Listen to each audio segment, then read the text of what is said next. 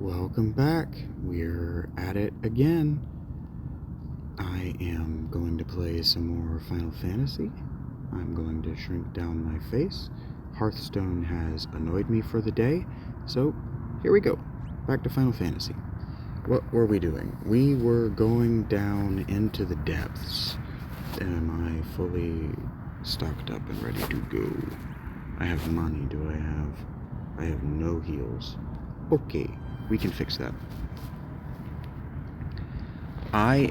For those who don't know, I am Shaggy Philalitea. This is my Talking to the Future channel, where I do something idle with my hands and end up talking to myself about things I've been thinking about during the week. I find it a useful meditative practice. I find it helps me organize my thoughts, and I find it helps me articulate things that I didn't know how to articulate. I find that part especially beneficial, not just for me, but for you, because you get to watch someone learn about himself and learn what he didn't know. And I think in our culture, the way we educate, what ends up happening is people become terrified that anyone is going to know they didn't have the right answer. This is called Talking to the Future because I don't have an audience. I don't have a built-in audience yet. In fact, no one at time of recording, Saturday what is today? The 19th. It's been exactly a month since I learned I would be homeless today.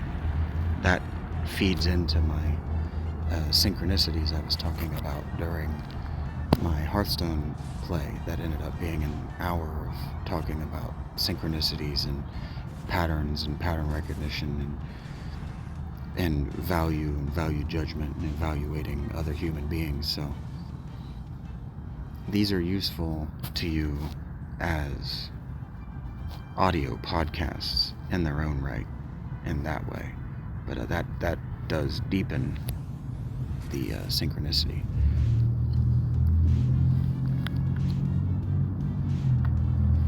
I don't have much to say. I want to play Final Fantasy because I'm annoyed with Hearthstone, and I don't want to play Final Fantasy 3 because I want to do something goal-oriented. So, as the title says, I am trying to speedrun the rat tail at the lowest level I can possibly get there, which means I've been doing a lot of wiping. Damn it. It's hard to control this with only one hand the way I'm holding it. Starting to get hungry. I'm starting to feel it. I can go inside though. Not and eat. What I can do is, I can play this until my battery is low. And today, I learned how to stitch videos together so I can do these piecemeal, which means if you really want me to edit them,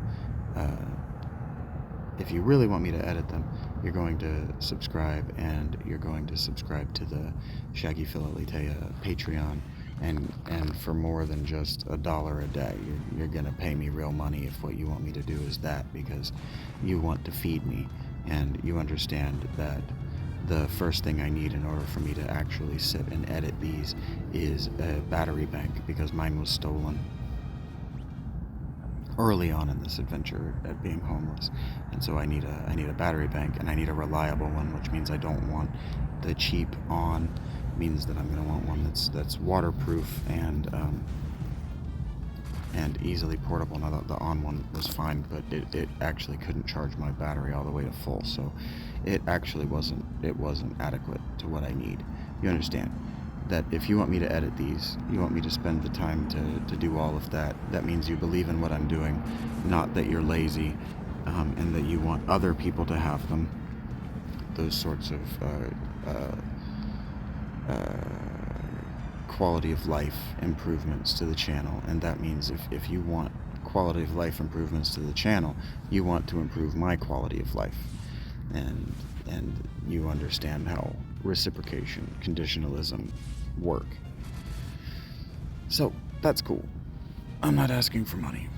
I'm telling you how to get me to do what you want, because I think, we can talk about manipulation if you want.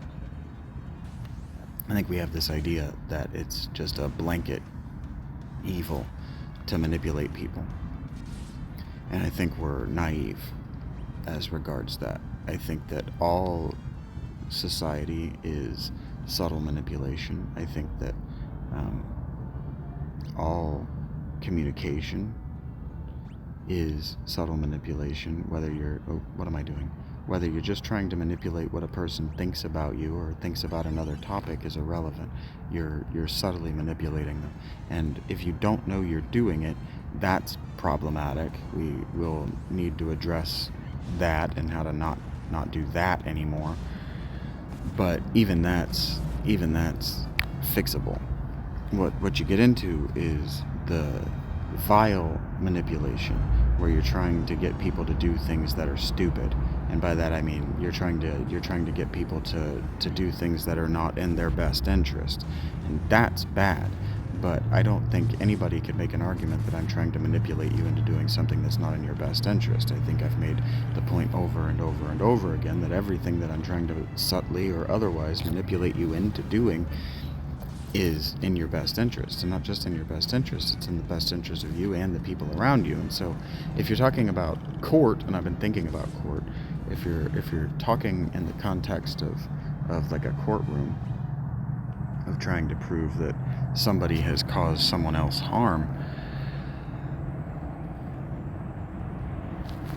the worst thing, so to speak, that you could be is a danger to yourself and others. Those are the people who need to be locked away, and typically mental institutions. So what you don't want to be is the person shouting fire in a crowded room. Ever. You never want to be that person. And being that person is avoidable. And I think I don't just think, I know that my last recording, I talked myself into believing that that's what we're doing here. That's why I'm still alive. Somebody's got to teach you. What we got going on here?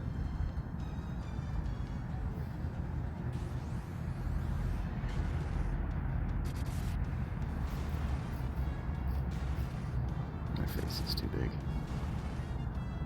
Sorry, y'all. Those who want to see my pretty face don't get to. Also, my battery is starting to get critical, so we'll get to where we get.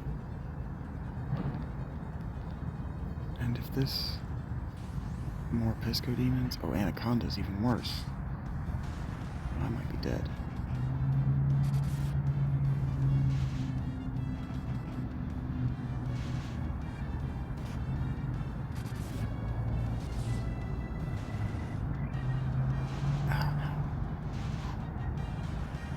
Why didn't that turn off? Luce did everything he could to get himself killed. Good job, Luce.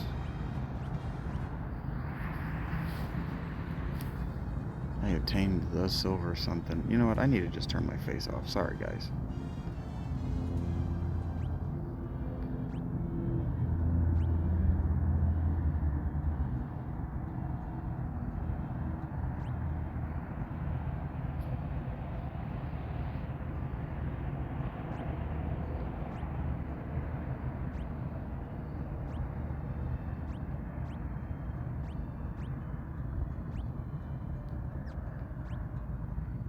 Okay, I figured it out. I'm making a subtle mistake. I don't need to be down here. I need to go back to the dwarves. I've got the nitro powder.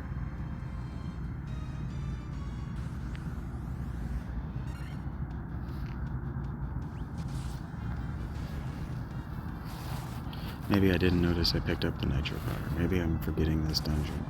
How this dungeon actually goes.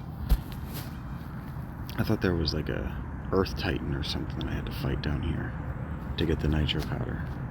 I'm making another mistake. I'm going the wrong way.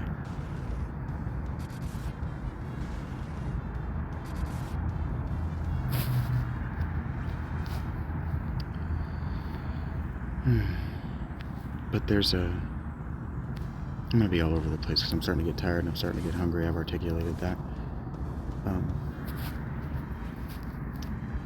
There's an idiom that I want to get back into leaning into, especially as I'm doing this very difficult game in the very most difficult way. I tried to pick a difficult, or I tried to build a difficult party with a very specific goal in mind. I want to give holy to drugs and Darrow and evaporate the final boss with the most powerful spell in the game. And then I want to lean into evasion. I want my thieves to basically be untouchable by the end. But I call it persevering through opposition. That's probably not what I used to call it, but persevering through hardship. You know, it's not just the homelessness is almost the least difficult part of my life. My tent has become, this isn't a homelessness blog, but my tent has become so comfortable that sleeping is easy now. In fact, I almost would rather just be hanging out there than where I'm at. I find it that relaxing and comfortable, and as the day, actually now, here in a couple hours, the sun is going to be right in the doorway of my tent, so it's going to get nice and warm, and you know what, I should just do that, go home and take my fucking socks off and let them dry. Maybe I will, maybe after I get to the top of this, maybe when I get to the dwarves, that's what I'll do. I know this isn't supposed to be a homelessness vlog, but that's my life. You know, if I'm talking to the future about things, I'm allowed to be excited about my feet being maybe dry. You don't know how excited I was, well, maybe you do, but man, I was so excited when the blisters on my feet started to heal in a way that was noticeable, and they're going to continue healing. I'm not just making them worse by being on my feet all day. It's so great. I'm just having the best time, and I'm sure that there are people who think I'm being sarcastic, but if you could see me, the women that I meet all say the same thing. Oh, you just have the best attitude. You're just so great to be around. Like, you're it's not even about being charming, and it's not about trying to get sex, and it's not about anything. I'm just being me, and who I am is excited about the challenges that face me. And, you know, I do have a challenge facing me. I gotta figure something out with my therapy, because I don't want to just stop showing up. That's rude. But and also she has a bunch of my books. I left a bunch of my books with her, which is a choice I'm glad I made. But when she can see me, the scheduling just does not work for me. I don't get to eat on Thursday, and that's just not negotiable. I'm not. I'm accustomed to eating 5 meals a week, and I've got myself back to being able to eat 5 meals a week. I have no intention to scale that back to 4 meals a week, just so I can see a therapist. And the books are just absolutely not my priority in my life right now. They will be destroyed by the winner. They just won't. That's why I gave them to her in the first place. They were my first priority. Saving my books. Those are my real treasures. My notebooks are very likely destroyed by the weather. I waterproofed them the best I could and put them in spots where, you know, rain is highly unlikely to ever reach them, but this cold. Anyway, those were less valuable to me because, frankly, all of those dialogues all of those dialogues have found their way into my work, and the world just isn't ready for Shaggy's dialogues. You're just not ready. You're not ready for me to have characters actually talk out what I'm saying seriously. You're not ready for other people to take me seriously. If you were ready for other people to take me seriously, I would be doing lives. You understand what I'm saying?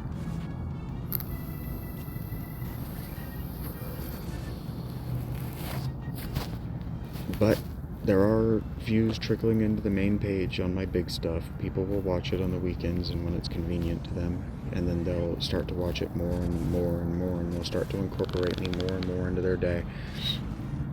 Just like I talk about how I incorporate Neebs and all the other educational material that I incorporate into my day, they'll take me seriously when I challenge them to just put me in your ear for an hour before bed. Put your phone down. You don't have to watch. Save yourself the blue light and do something interesting and creative with your hands. And just listen to me. The people who have done that in the past created beautiful works of art while they were doing it. So it is a thing that has viability. That's what I was looking for yesterday. When I was talking synchronicity, not synchronicity, when I was talking The Secret. It wasn't yesterday. When I was talking The Secret, maybe it was yesterday, I said it has enough efficacy that it seems like it has efficacy, but what I was trying to say is it seems like it has enough efficacy that it's viable, is what was the word I was looking for. And now you know that. I found that word. It always comes to me days later. And, it's so funny, I was really struggling with a name while I was reading John Keel, while I was reading Mothman Prophecies. I had Mary Hyde as a character, you could say, a human being in that book, and I just could not get the name of the cattle mutilation lady. I could not get it, and then I walk into the library, and it's like dudes teasing me now. They have a bunch of monster books out, and I've told this story, but one of them is American Monsters by Linda, whatever her name is, and as soon as I saw it, I went, Linda Moulton Howe, damn it. Linda Moulton Howe is the damn cattle mutilations lady, and man, I just was beside myself with that. But the girl at the counter got a good laugh out of my telling her, I'm sorry, I had to just take a break there and throw a temper tantrum about remembering a name out of nowhere. And it wasn't out of nowhere, but she didn't need to know the context. The thing that bothers me about this game is that most of these chests are warrior gear and useless if you don't have a warrior in your party.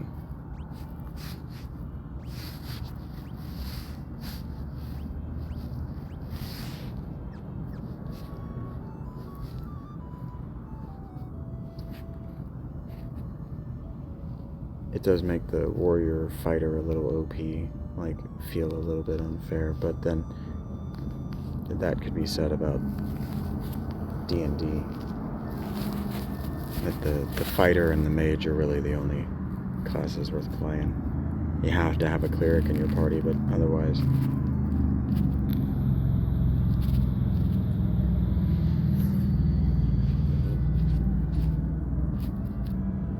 Alright, I did that at about 6 or 8% of my battery. Not too bad. Pretty quick for me too. 20 minutes. That's what I wanted it to be like to begin with. About 20-minute jumps between dungeons, but there are grinding sections on purpose, and we've talked about that ad nauseum. You don't need me to tell you why there are grinding sections in a 5th episode in a row. I like the grinding. I like the challenge. I like persevering through adversity. That's the word I wanted. I like persevering through adversity. And the resource management, I talked about that in my homelessness blog on the main channel. The resource management is what I really value about this game. These games.